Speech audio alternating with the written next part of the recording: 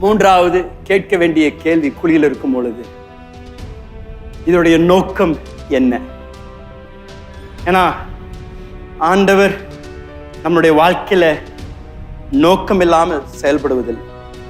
எல்லா சூழ்நிலைகளையும் பயன்படுத்தி, எல்லா உபத்திரங்களையும் பயன்படுத்தி தேவன் தம்முடைய நோக்கங்களை நம்முடைய வாழ்க்கையில நிறைவேற்ற வல்லவராயிருக்கிறார். இன்றைக்கு நாம் கேட்க வேண்டிய கேள்வி, ஆண்டவரே, நான் குழியில் இருப்பதற்கு உம்முடைய நோக்கம் என்ன? இதை கொண்டு என்ன செய்ய சித்தம் கொண்டிருக்கின்றீர் என்று நாம் கேட்பது அவசியம். பல நேரத்துல குழியில் இருக்கும் பொழுது நிறைய பேருடைய ஜெபம் புலம்பலும் ஜெபமாய் தான் இருக்கு.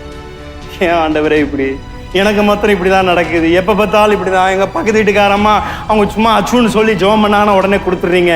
நான் எவ்வளோ உபவாசம் போட்டு எவ்வளோ பண்ணாலும் எனக்கு தரமாட்டேன்றீங்களா ஆண்டவரே என்று நம்மளுடைய ஜெபமெல்லாம் புலம்பல் ஜெபமாய் தான் இருக்கு. புலம்பல் ஜெபம் தப்பு இல்லைங்க. பல நேரத்தில் பல சூழ்நிலைகள் வழியாக போகும் பொழுது நம் புலம்பி ஜெபிக்கின்றோம். தாவீதோட வாழ்க்கையில கூட அந்த அப்பேற்பட்ட ஜெபங்களை நாம் பார்க்கின்றோம், தப்பில்லை. ஆனா ஒரு தேவ பிள்ளை ஜெபிக்கும் பொழுது ஒரு நம்பிக்கையோடு ஜெபிப்பது அவசியம்.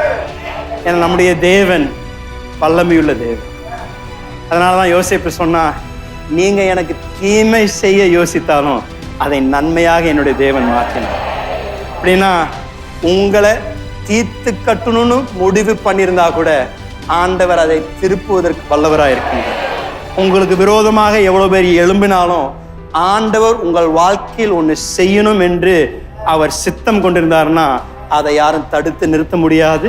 அதை மாற்றவும் யாருக்கும் வல்லமை இல்லைங்க. நம்மளுடைய விசுவாசம் இதுதான், ஆண்டவர் அவருடைய நோக்கத்தை என்னுடைய வாழ்க்கையில நிச்சயம் நிறைவேற்றும்.